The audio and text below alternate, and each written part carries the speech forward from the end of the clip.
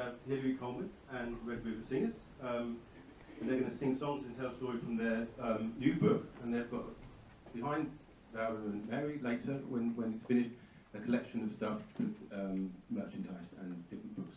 This particular book they're working from, the theme is Bledhen and Tir, which translates as the Year of the Land. And that, I think, will become clear as to why in a moment. We loved having you all here last time.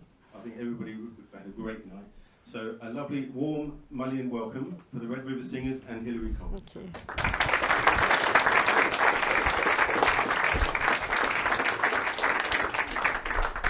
Well, thank you very much. Do shout if you can't hear me very well, but I intend to speak up. So are you all right with that? Lovely job. So yeah, this is our book, Bledhen and Tir. And the reason it's the Year of the Land is because we've got 12 songs and we go through the months of the year.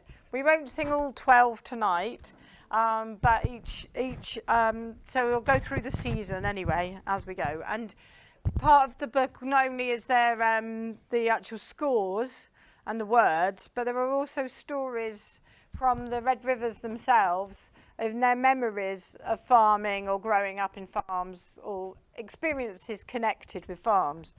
This is the third book in our series. We did mining and fishing, and so it was obviously we had to do farming to finish the set. So we'd just like to apologise for the rather low numbers of us tonight. We have the quality token bass and the quality token tenor. So please, be sympathetic, and if I'm sure it'll balance out beautifully.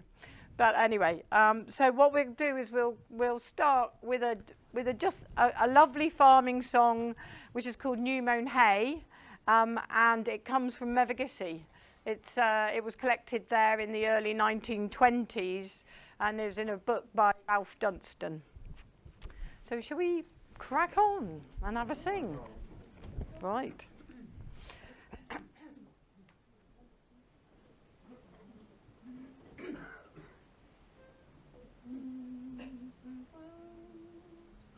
Through groves and fields as sweet as way, as dewdrops over the glittering way. Through groves and fields as sweet as way, as dewdrops over the glittering way. The dewy on the echoing horn, the day brings forth but a drowsy morn. And we'll follow the play, la-dee-dum-day, bright as day, la-dee-dum-day. We'll all go make the new mown hay, we'll all go make the new mown hay. There's Tom, there's Dick, there's Kit, there's Sue, there's Harry, there's Will, and there's Humphrey too. There's Tom, there's Dick, there's Kit, there's Sue, there's Harry, there's Will, and there's Humphrey too. We'll all join hands in the jovial ring, we'll laugh, we'll dance, and we'll kiss, and we'll sing. And we'll follow the play, la-dee-dum-day, bright as day, la-dee-dum-day. We'll all go make the new mown hay, we'll all go make the new mown hay.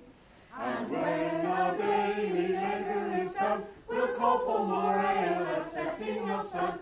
And when our daily labour is done, we'll call for more ale at setting of sun. Our wives and sweethearts to regard, it's out of brown jugs and it's not brown ale.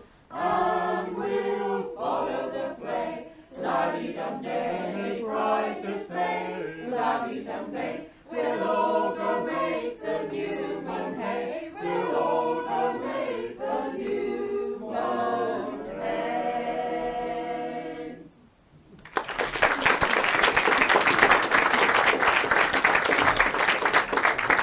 So clearly that was a very romantic and happy image of farming, and obviously I'm sure many of you know that it's not always like that. Tina has got a memory from her family of farming, so I'm going to get her to read her memories. I'm going to stand next to you because it's got that. Okay. My dad, Jack, moved from farm to farm, although he had a wife and young children. Each job on the farm usually came with a tied cottage. Of course, these places were run down. There were no water, no electric, and in those days, Mother would fetch water from a well, used oil lamps or candles for light, and cooked on an old primus. Dad would bring home a cabbage or a few teddies from the farms. The luxury was a few eggs. Shops were miles away, and again Mother would have to walk with the children to get store-bought luxuries. It was a tough life. Money was short, and it was a case of make do and mend. When the children started to arrive, life became harder, but neighbours and families always helped out. No matter what, Mother would sing and go to chapel every Sunday with the children. Dad usually worked 6 days a week. He was a hard worker. At the end of his days, he would supplement the household income and go rabbiting with his lamb and dogs. Some people call this lamping. Dad wasn't a poacher, as his wife, being a Christian, told him he had to ask the farmer if he could go lamping in their fields. Then Mother was satisfied with that. When Mum and Dad had me in 1952, Dad left farming as they were able to get a council house. With 6 children now, Dad needed to earn more money, so he went mining. But the love of the land was always in him, and he loved being in the open air after spending a whole week down the mine. His garden was so well kept, he won prizes for it. When he retired, he had his garden and his allotment as well, and he'd sell his produce to the neighbours just to pay for next year's seed. Thank you, Tina.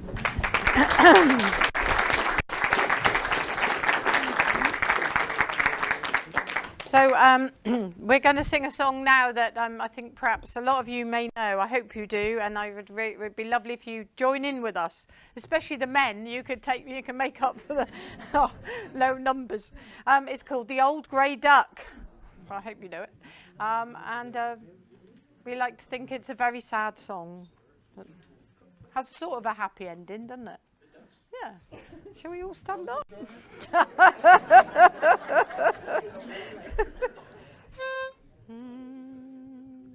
The old grey duck, she stole a nest and laid out in the field. And when the young ones, they came forth, they had no tails nor bills.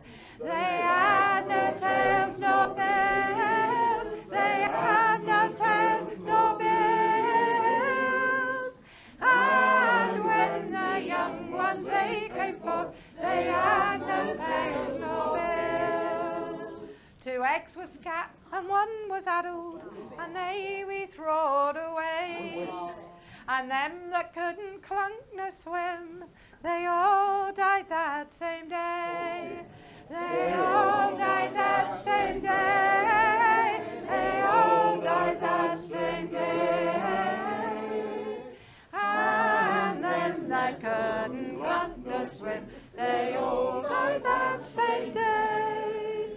Now they that wasn't addled nor broke, they didn't know what to do. They didn't even have the sense to chaw their shells right through. To chaw their shells right through. To chaw their shells right through. They didn't even have the sense to chaw their shells right through. Next time we'll put her in the barn and tie her by her heels. The young ones then will have a chance to grow their tails and bills. To grow their tails and bills. To grow their tails and bills. The young ones then will have a chance to grow their tails and bills.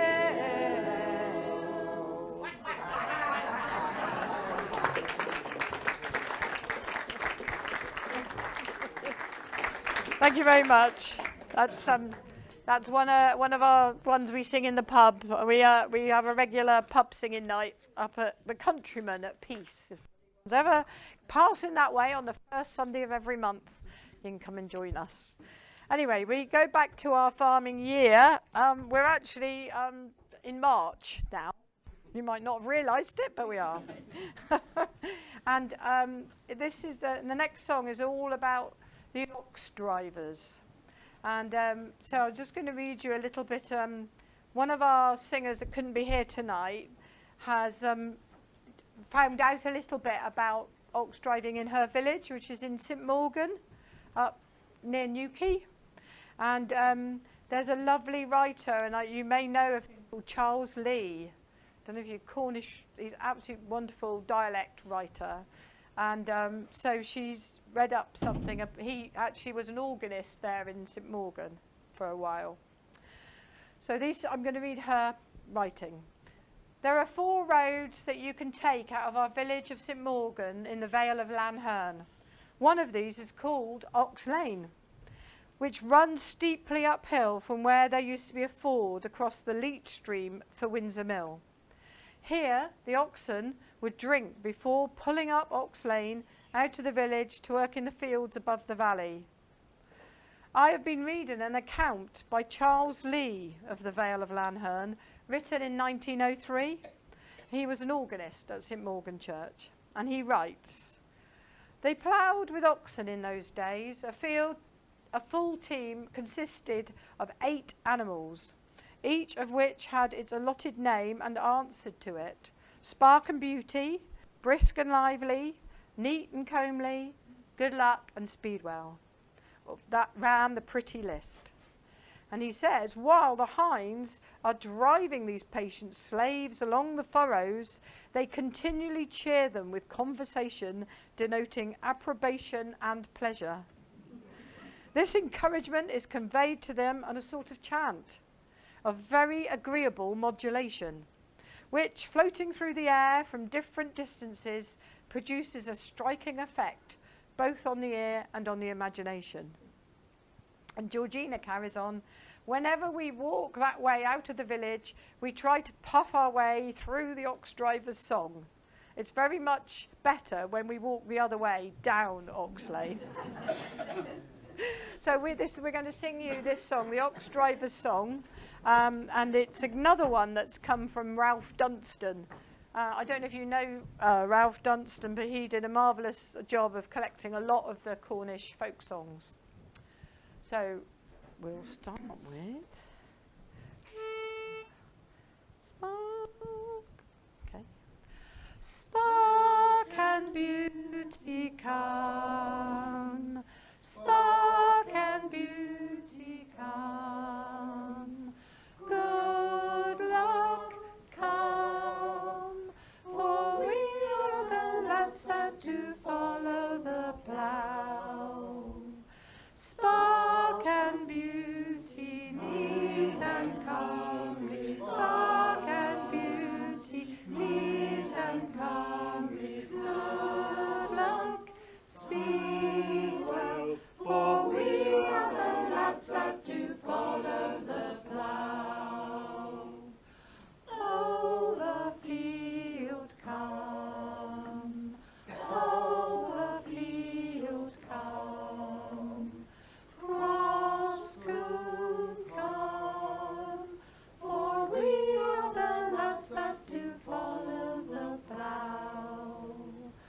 Over field guide the plough, over field guide the plough, cross coombe travel us, for we are the lads that do follow the plough. For we are the lads that do follow the plough.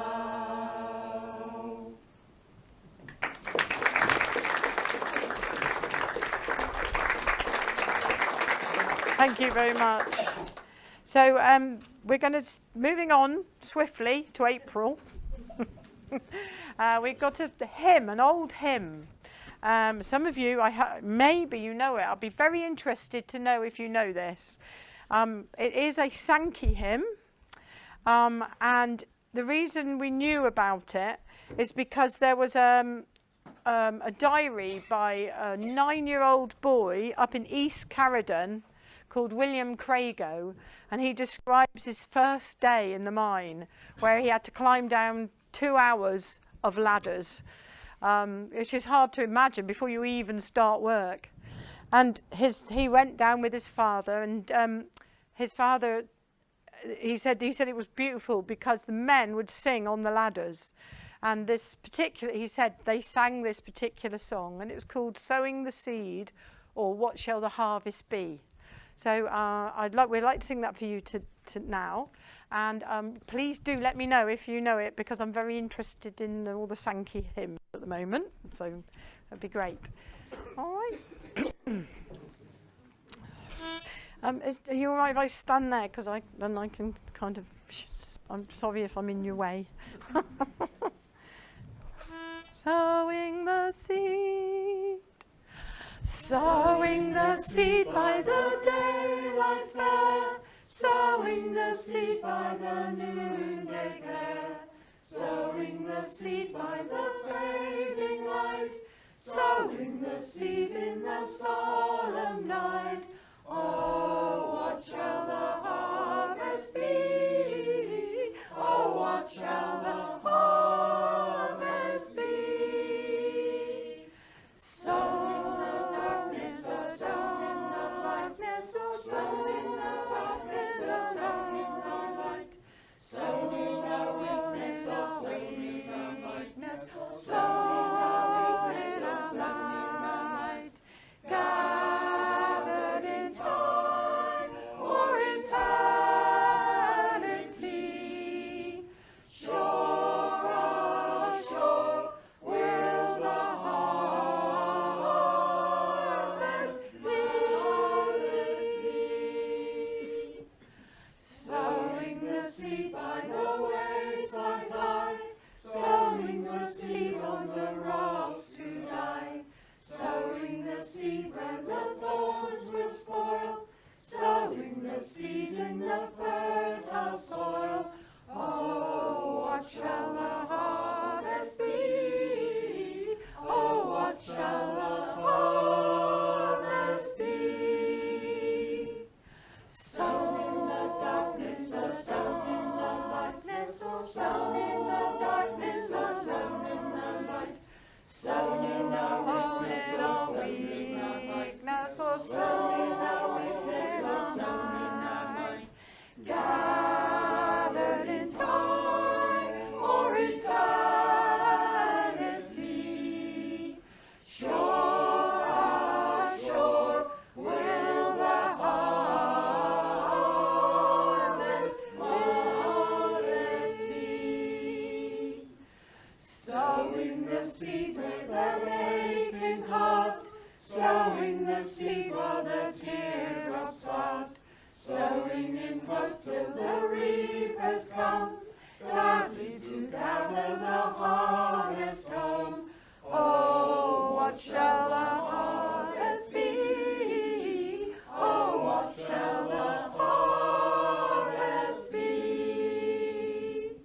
Sown in the darkness, or sown in the lightness, or sown in the darkness, or sown in the light, sown in our weakness, or sown in our lightness, or sown in our weakness, or sown in our night, gathered in time or eternity, shore on shore will the harvest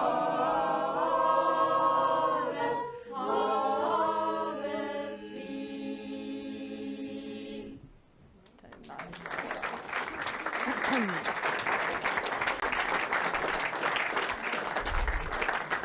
Thank you. So, of course, we're now going into June, and the lark, and the pretty ploughboy going out in ploughing the fields. And this one's the song, "The Lark," is a very common song across Britain, this particular one, Terry is going to tell us a little bit about the background of it. Thank you, Terry. What a lark. As Henry said, this song is known all over Britain. I first heard it from Still Us Band. Yeah, back in the day, you know. A version of. A version of, yes. There are many, many versions. Our particular version comes from the Falcon Inn in Morgan, in Pida. That's how you say it. Pida. You can tell I'm a foreigner. And it was a well-known collector, J.F. Bussell and Baring Gould, heard it in 1891. Now, Samuel Gilbert had been the landlord there for 52 years, and he was a renowned singer. He was 81, and his daughter, Mary Gilbert, was keen that Baring Gould should come and write down the words of the songs before her father was unable to sing anymore. She was keen in organising an evening, and a number of singers, especially for Baring Gould, who described it as a nest of singing birds, a bit like tonight. Among the singers, there was a John Old from St. Evil. Can never get that right. Whose version we now sing. Now, in his book, Early Reminiscences, Baring Gould says, "A pretty little lay is the flower boy," was sung to me by Samuel Gilbert, who was 52 years, had been landlord of the Falcon Inn in Morgan, who was aged 81 in 1891. But I got the same from J. Old as Neville. No pleasing some people, is that? Thank you, Terry. So we'll sing you the lark. Altos, will you sing the first verse as well? Yeah. So, will you come in on the second verse? All right. You normally come in on the third, so come in on the second. Okay.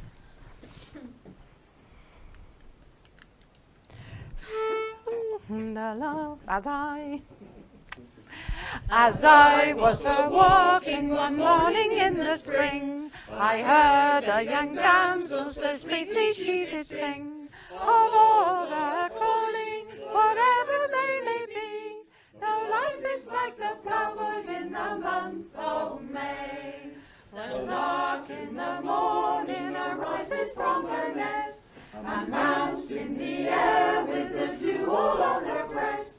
And with the pretty ploughboy she'll whistle and she'll sing, at night she'll return to her nest again.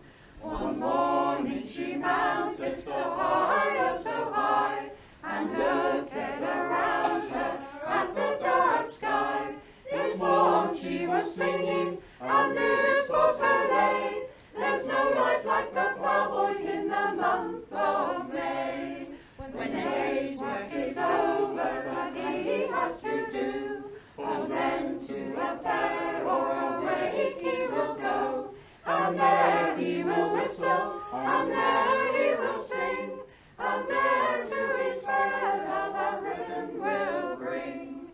Good luck to the ploughboys wherever they may be, they'll take a sweet maiden to sit upon the knee.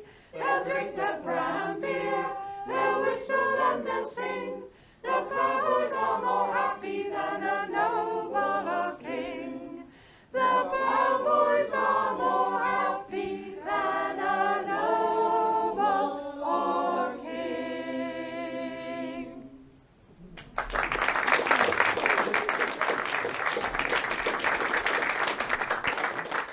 Thank you. So we've come to the summertime now, and this is again one of our lovely singers is Paulie, and she can't be here. So this is the reading from Tamsin Spargo. She lives in Redruth now, but she's got a lovely story of to do with the Royal Cornwall show, and once upon a time the show used to move around. It wasn't always in Weybridge. Some of you might remember, because I think, yeah. So, but this, I don't know if you'll remember this one, because the song we're going to sing is from 18-something. That might be a bit too old, mightn't it? Yeah. So, yeah, the song is called Truro Agricultural Show, and it was based on the year when the show was in Truro. But before we sing that, I'm just going to read you Tamsin's passage about her family. My grandfather, James Edward Spargo, was born in 1865 and raised in Mabe, where his father farmed and ran the New Inn.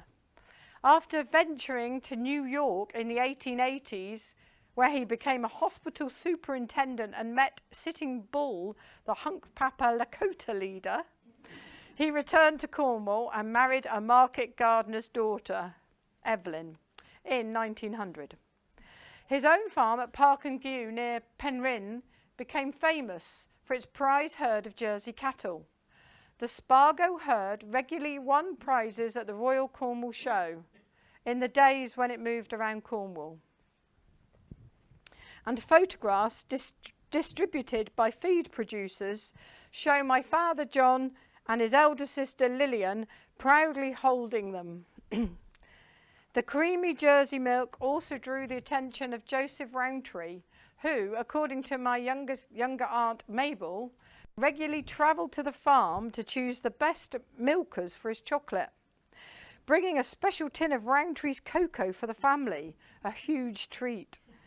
My father chose not to farm, but Mabel married Gordon Champion from another local farming family, and then their son, Vivian, farmed at Lower Treloswell until the end of the 20th century.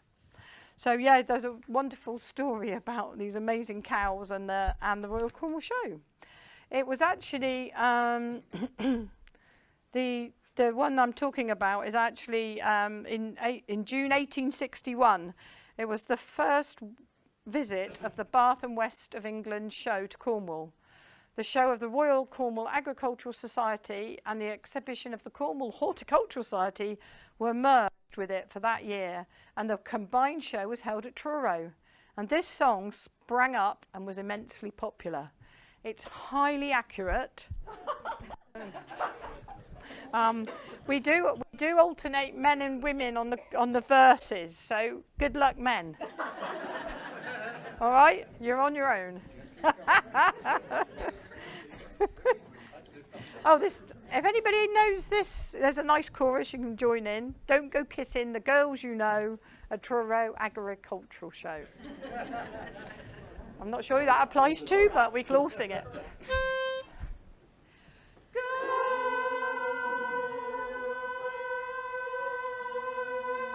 People, oh, hear my voice, you now have reason to rejoice. For off to Truro we go to see the agricultural show. But don't go kissing the girls you know at Truro Agricultural Show. But don't go kissing the girls you know at Truro Agricultural Show. I'm glad you come, I'll see you there. The 1,000 come from everywhere. Rich and poor and high and low at Truro Agricultural Show. But don't go kissing the girls you know at Truro Agricultural Show. But don't go kissing the girls you know at Truro Agricultural Show. A motley crew you will see there, for farmers and their wives are rare. Their bouncing daughters neat and clean, with a pork pie hat and a crinoline. But don't go kissing the girls you know at Truro Agricultural Show. But don't go kissing the girls you know at Truro Agricultural Show. From Ulysses and Column too, there's Humpty back in and there's Carroty Joe. And a special train upon the rail to bring all the thieves from Bodmin jail. But don't go kissing the girls you know at Truro Agricultural Show. But don't go kissing the girls you know at Truro Agricultural Show. There's horses down, there's cows, I ask for Truro, don't do things by us. With Devon bullshit pigs and geese, you can see them all for a shilling apiece. But don't go kissing the girls you know at Truro Agricultural Show. But don't go kissing the girls you know at Truro Agricultural Show. There's things up there that makes you laugh, as a 2-legged cow and a 9-legged cow. And a billy goat that comes from Wales with 16 eyes and 17 tails. But don't go kissing the girls you know at Truro Agricultural Show. But don't go kissing the girls you know at Truro Agricultural Show. Now all all around I hear them say, we'll see the show this very day. So off we go all in a row to Truro Agricultural Show. But don't go kissing the girls you know at Truro Agricultural Show. But don't go kissing the girls you know at Truro Agricultural Show. But don't go kissing the girls you know at Truro Agricultural Show. Kissing the girls you know. But don't go kissing the girls you know at Truro Agricultural Show.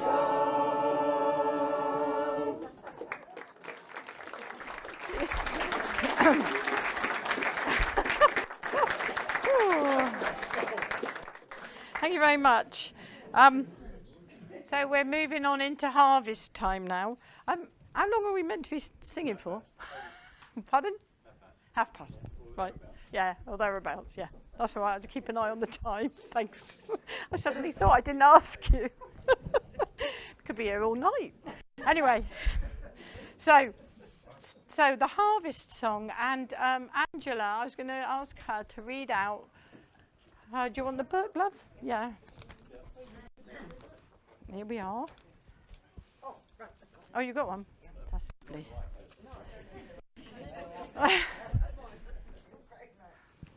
The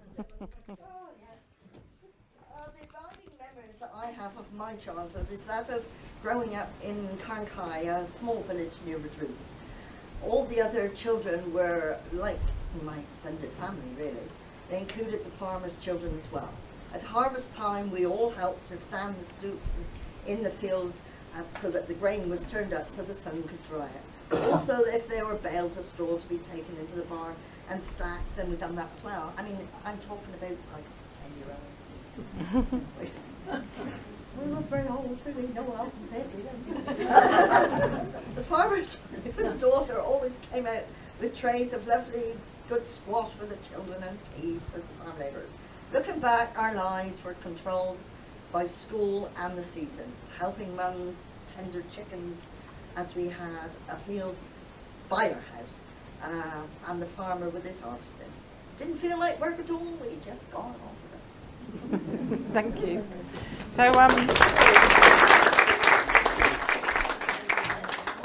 So before we sing this song, we always do a little bit of cry in the neck, which I gather you've done already. Yeah. Is it near quite near Mullion where you do it? Yeah. Brilliant. So I don't need to explain it, do I? Everyone knows what cry in the neck is.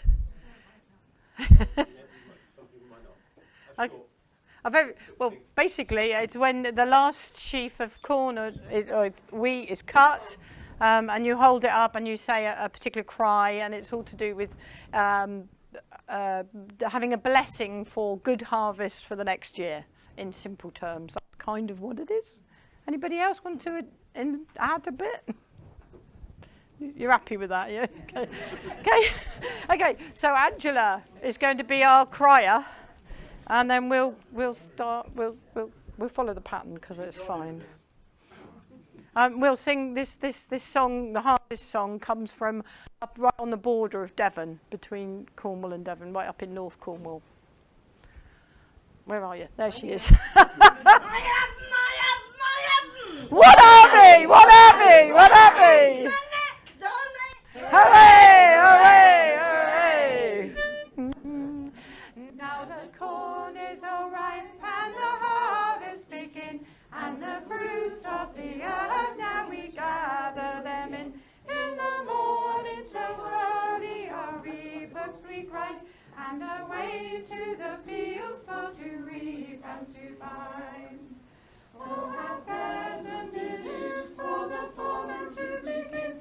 He looks back with a little voice, are you all in?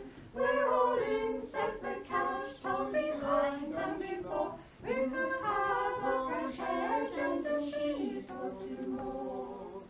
And the master says back for to see us behind. Well done, my brave fellows, bring your sheaves to the vine. Well done, my brave fellows, bear up your first spring. You shall have a fresh edge and a half pint to drink.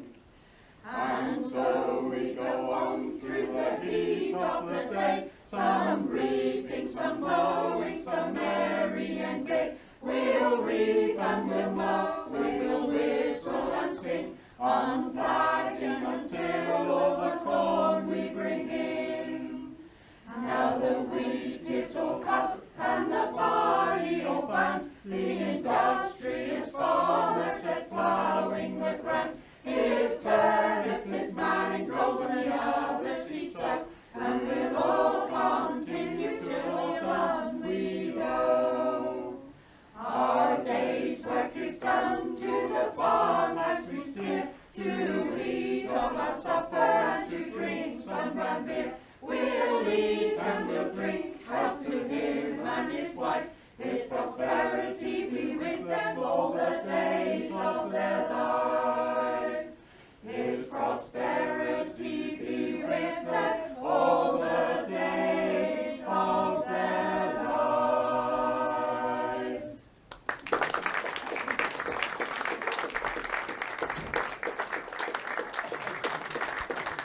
Okay, thank you very much. Continuing on our harvest theme, I've got Terry here, who's going to tell you a little bit about her story and a harvest dance. This is a trouser. It's a Cornish word for an apron, and you keep things in the pocket, but that'll come later. So, nurses get to all sorts of places, and I suddenly found myself as nurse companion to Daphne du Maurier, quite a famous person in Cornwall. This is in the 80s, and I lived in her house for years. But on the first day, I was so thrilled to meet her, couldn't stop myself from saying, "You don't happen to know anybody who knows any Cornish dances or Cornish songs, do you?" So she arranged for me to meet this wonderful lady who was in her late 80s.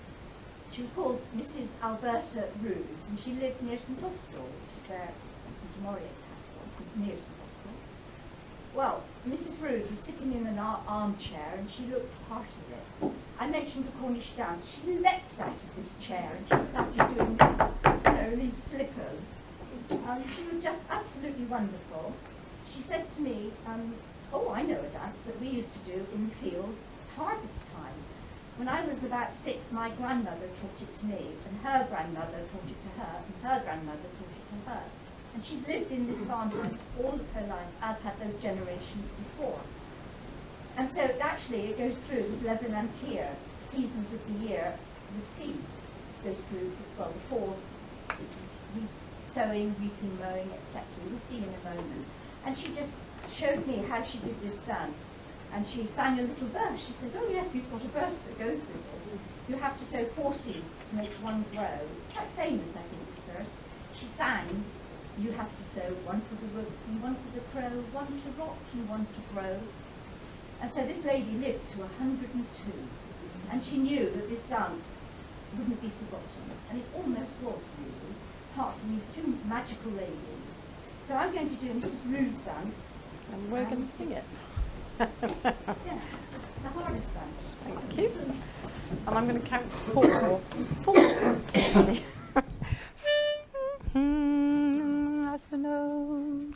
1, 2, 3, 4. When the seeker comes on land, take the seed dip in your hand. So one for the rook and one for the crow, one to rot and one to grow. If that a crow is all in a share, break the stack and he won't be there. The weeds must go, the corn to go, so keep the paddle going.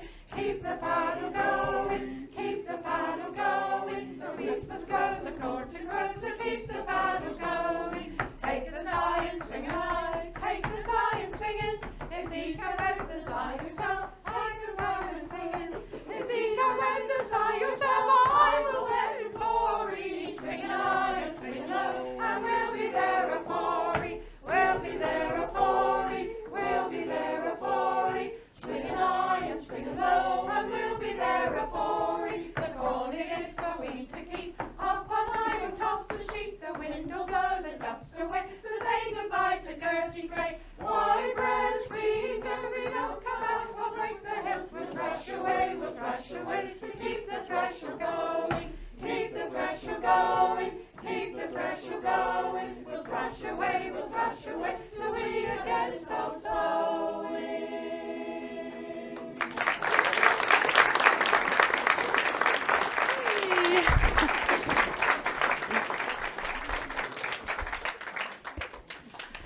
So we would have sung you a cider song in Cornish, but I'm just kind of wondering whether we'd be brave. And what we normally do is have the men sing the one part and the women the other. And I'm just wondering if I could sing the lead, and then you could sing the echo. Who else? They're a tolerant audience. Yeah. I just think it's lovely to have something actually in Cornish in the language. We're now coming into October. We've just sung actually for the Key-Helland Apple Day. It was absolutely wonderful to go there and see there's so many different varieties of apples. And they were saying something like I read something and it said you could eat a different apple every day for 6 years and still have other varieties you haven't tasted. That's how many, and we've got reduced, in the supermarkets now, it's reduced down to like green apple or red apple, you know what I mean? And there's fantastic varieties. It's a wonderful thing. So this song, Canan Cedar, actually comes from a Breton song. And it was around in 1975 that a guy called Tony Snell, translated it into Cornish. So it's been in Cornwall for quite a long time, and it's become quite popular with Cornish speakers. And it's what you hear, it's a question and answer kind of song, and that's very typical of a Breton song. The song is all about enjoying drinking cider, funnily enough. And there's if you want to join in, there's a bit that goes kalonk kalonk, which means it's a bit like swallow when you clunk and down, clunk kalonk, and it's about drink up, enjoy your cider.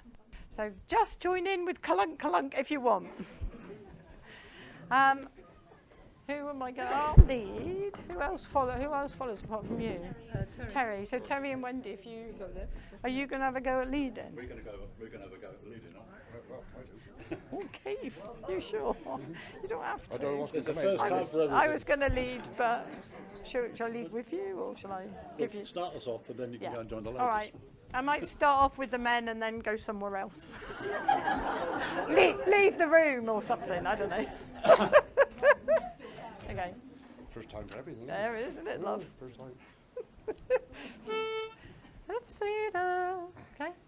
It's cedar yo and cedar la la la. It's cedar yo and cedar la. It's cedar yo and cedar la la la. It's cedar yo and Cedar da, it's cedar yo and cedar da. Kalong kalong kalong kalong kalong kalong kalong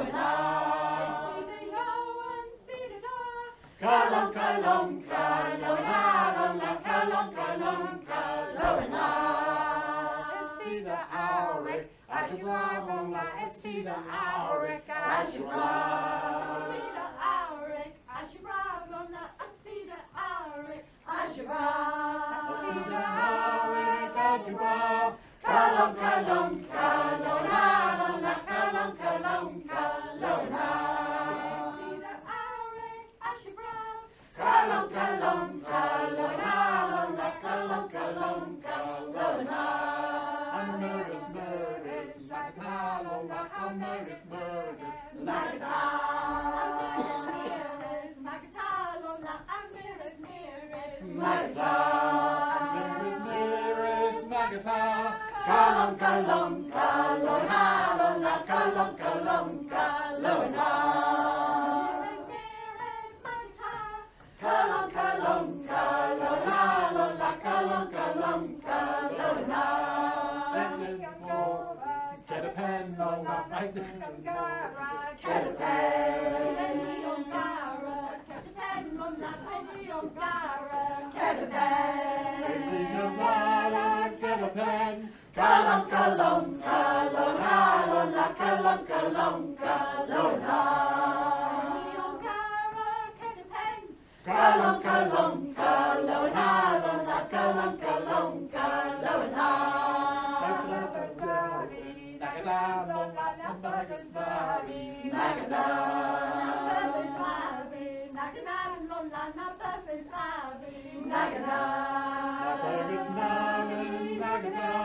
Kalong kalong kalong kalong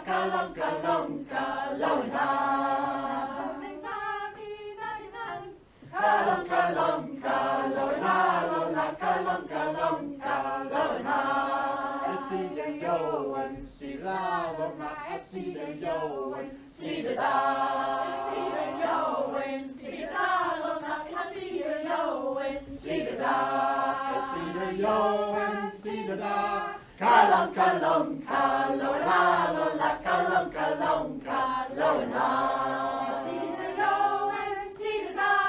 Kalong, kalong, kalong, kalong, kalong, kalong, kalong,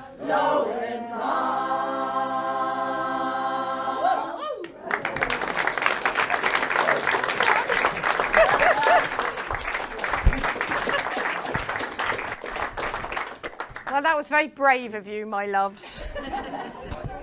That was their first time ever leading it, so did very well. Okay, whee! You get clapped. So we come to beginning of the winter now, and what must you do in the winter but lock up your chickens because of the fox? So yeah, this is a song called Old Daddy Fox. Now lots of you may know versions. This is another one that's got lots of versions all over Britain, in America as well, all over. But this version came to us from the singing of a guy in Jim Thomas in 1931. He sang it, and he comes from Camborne. So we wanted, because he was Camborne, we come from Redruth and Camborne, we wanted to sing our most local version. So that's what we learnt. But just before we do, I think it would be lovely. Sarah's got a lovely story. It's not exactly to do with foxes, but it is to do with death.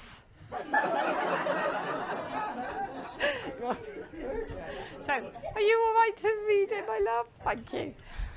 Looking back on it, my father used to say far more about this tale than my mum ever did.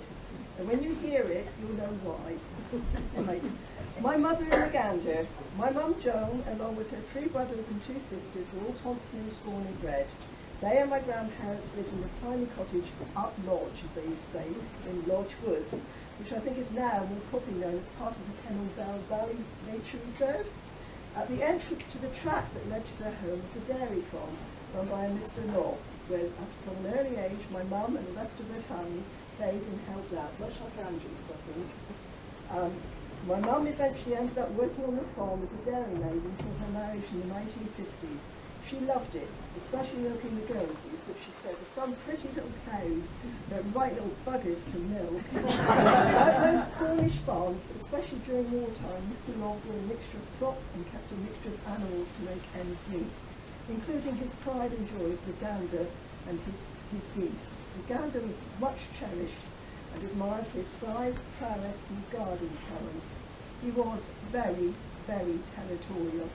No one was safe crossing the entrance to Mr. Lobb's farm unless Mr. Lobb was there. He was better than any guard dog you could name, he'd say, and he could seal off old Jerry if the army ever wanted him. Because of this, the gander was allowed to roam free on the farm every night after 9 p.m, which Mr. Lobb thought was late enough for any decent person to be out. I don't think there could have been much of a nighttime economy in Portsmouth during the Second World War, but my mum told me that there were whist drives and beetle drives, and even the occasional dance to which they would like to go. So the 9 o'clock curfew was not at all acceptable. My mum and her sisters invented many strategies to avoid Mr. Lobb's yard and the gander, going through the fields, woods, round the back of the cowshed and doing whatever they could think of to distract the gander. But in the dark winter evenings, this was not always easy. So one night they decided to do something different. They decided to run through Mr. Lobb's yard separately. Once my mum had the gander's eye, how she did that in the dark I don't know, before she too made a dash for it. To this end she started banging the pitchfork against the cowshed wall. Her sisters got across the yard, and my mum was about to make her run for it, but it was dark, much darker than she realised. And the gander was much, much closer than she realised. And all she could think to do was ease the pitchfork at him and then run like hell, which she did. But sadly, my mum, it would appear, the inevitable happened, and she killed the gander. As far as I know, my mum never admitted to this homicide. How the crime was explained or covered up, what I was never told. But then I do wonder whether old Daddy Fox might have something to do with it.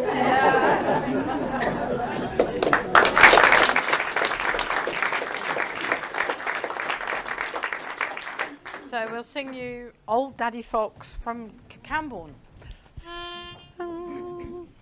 Old Daddy Fox. We'll brave it through. Right. You're all right to sing the men's verses, aren't you? I can always sing it with you if you want me to. Okay. Old Daddy Fox went out one night and prayed to the moon to give him light, for he had a long way to go that night before he reached the town, oh, the town, oh, the town, oh, for he had a long way to go that night before he reached the town, oh. When he reached the farmyard gate, the ducks and the geese went rover quack. Don't be alarmed and don't be afraid, for the fattest of you shall reach my beard before I leave the town, oh. The town, oh, the town, oh, the fattest of you shall grease my beard before I leave the town, oh. The old grey goose gave the loudest quack, he picked her up upon his back, he picked her up upon his back, and the blood came trickling down, oh, down, oh, down, oh. He picked her up upon his back, and the blood came trickling down, oh. Old Grandma Snickersnapper jumped out of bed, pulled down the window and popped out her head, saying, "Rise, Jack, arise, for the grey goose is dead, and the fox has left the town, oh, the town, oh, the town, oh. Arise, Jack, arise, for the grey goose is dead, and the fox has left the town, oh." So Jack got up and he made alarm, he saddled his horse and he blew his horn. He saw the fox on the other hill, saying, "You can't catch me, I'm a good man still, and I like the sound of your horn, oh." Your horn, oh, your horn, oh. You can't catch me, I'm a good man still, and I like the sound of your horn, oh. When he got home to his old den, out came the young ones, 8, 9, 10. The fox and his wife led the grey goose then, and the young ones picked the bones, oh, the bones, oh, the bones, oh. The fox and his wife led the grey goose then, and the young ones picked the bones, oh.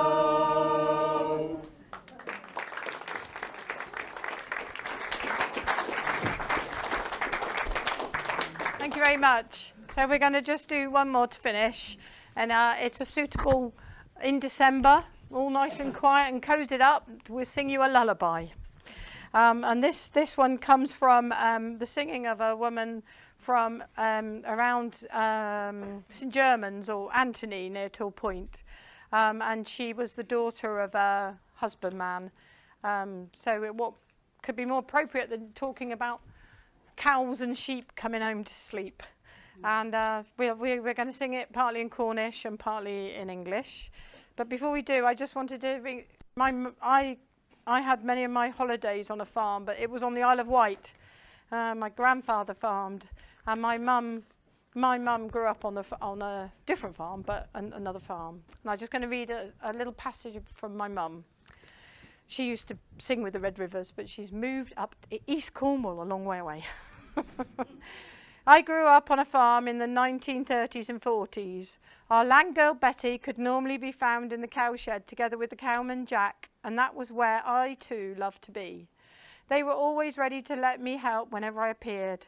There were lots of jobs I could get involved with, tying up the cows' collars and chains as they came into the long shed, weighing up the knobbly nuts and cornflake meal, washing and brushing the cows to get them clean prior to milking, recording the quantities of milk given by each individual on a primed chart, stripping the milk, which involved hand milking the last few ounces of milk which the machine had not extracted, driving the cows out to pasture and cleaning out the cowshed at the end of the milking session.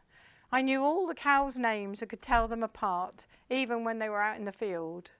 In the winter, when the cows stayed in the shed overnight, there was straw to be carried in and shaken loose to make them comfortable. Once recorded, each cow's milk was emptied from the machine through a filter into a 10-gallon churn, and when full, this was trundled on a wheeled trolley to the dairy about 100 yards away for cooling. All the equipment had to be hand-washed and sterilised at the end of every milking session. It was all a far cry from today's automated systems. So we're going to finish off with Hushabye.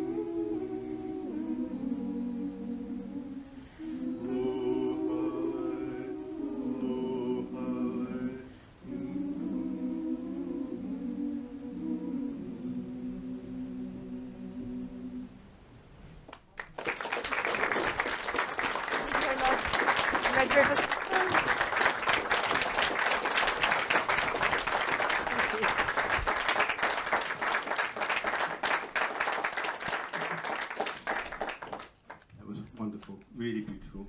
I don't know about you lot, but it was. There were moments where I was right back there and in time. Beautiful at the end there, and there was so much joy as well. I loved what you sang. It was absolutely gorgeous.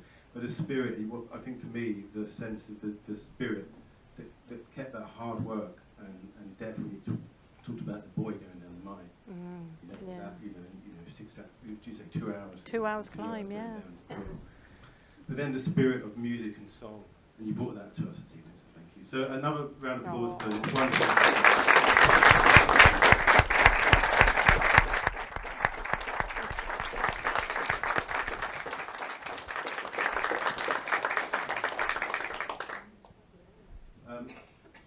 I think I'll announce raffle numbers quickly, and then you don't have to go and look. You can just know if you've won, and you can just go.